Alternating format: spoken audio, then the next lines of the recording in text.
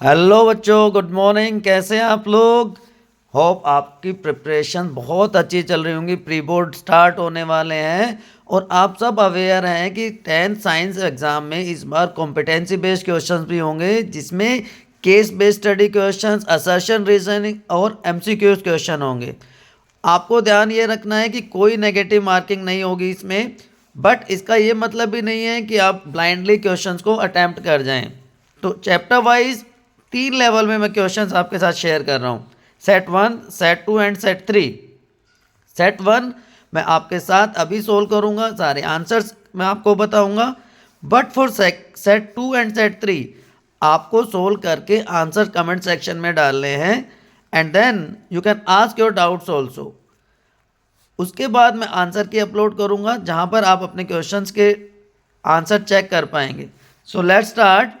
Question first question में आप देख रहे हैं कि आपको बताना है कि इसमें से कौन सा सिंपल डिस्प्लेसमेंट रिएक्शन है। Electrolysis of water, burning of methane, reaction of metal with acid and reaction of salt solutions to form a precipitate. तो आपको क्लियरली पता है कि जब मेटल एसिड के साथ रिएक्ट करता है तो उसको डिस्प्लेस कर देता है और सॉल्ट की फॉर्मेशन होती है। तो correct answer will be option C.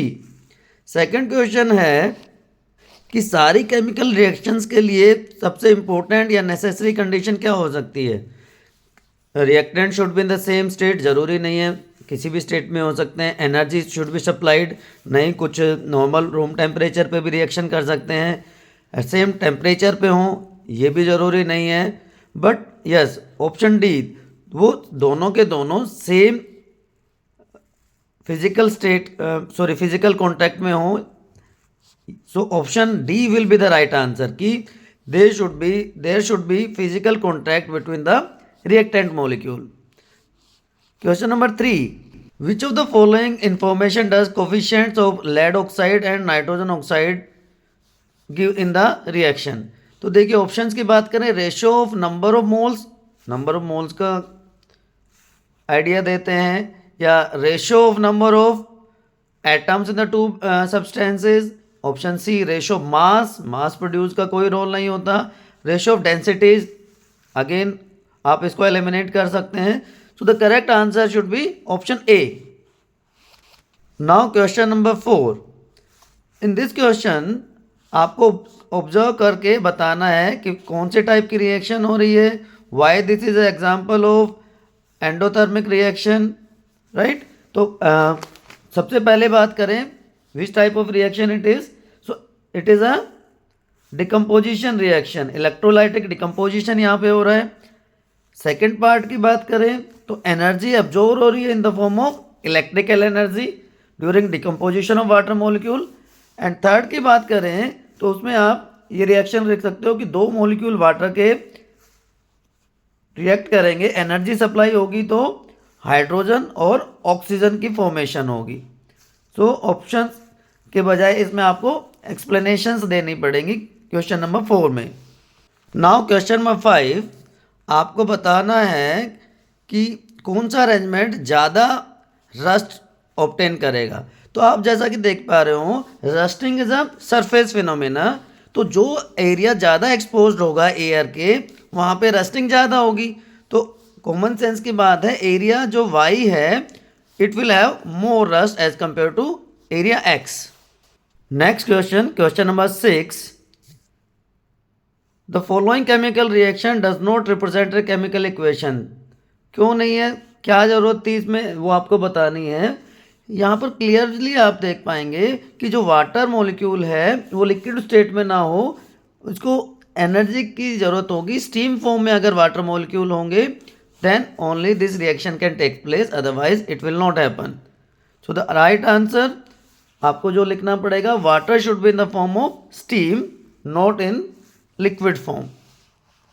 Next question में पूछ रहा है कि सोडियम सल्फेट और एक्वस कॉपर क्लोराइड के सॉल्यूशन की रिएक्शन जो होगी वो डबल डिस्प्लेसमेंट होगी कि नहीं होगी। Yes, it will be A double displacement reaction.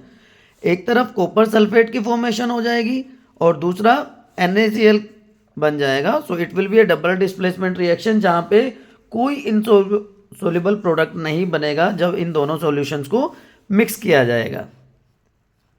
Now let's move to question number 8 कि एक स्टूडेंट कंपेयर कर रहा है कॉम्बिनेशन और डिकम्पोजिशन रिएक्शन को, तो कौन सी क्लास जो है केमिकल सब्सटेंसेस की वो डिकम्पोजिशन रिएक्शन में प्रोडक्ट बनाएगी but not a product of combination reaction.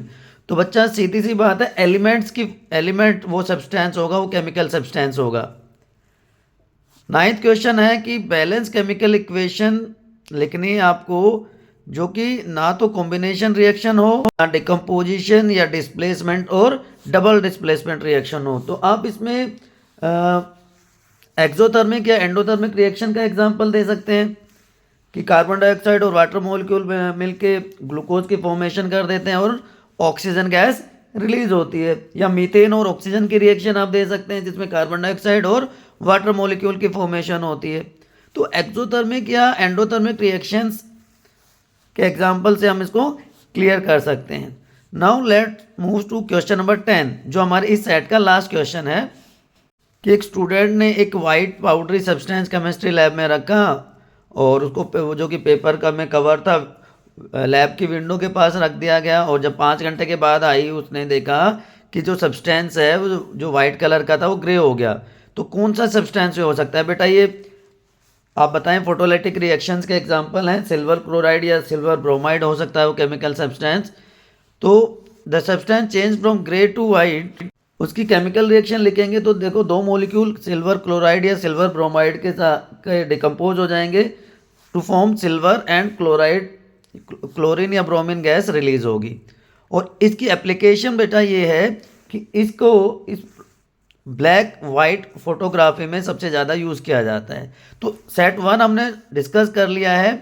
Set 2 में आपके साथ शेयर कर रहा हूँ जिसमें 10 क्वेश्चंस हैं। इसी तरह सेट 3 में भी 15 क्वेश्चंस हैं। इन क्वेश्चंस को आप सोल्व करने की ट्राई कीजिए, अपने आंसर्स कमेंट सेक्शन में लिखिए।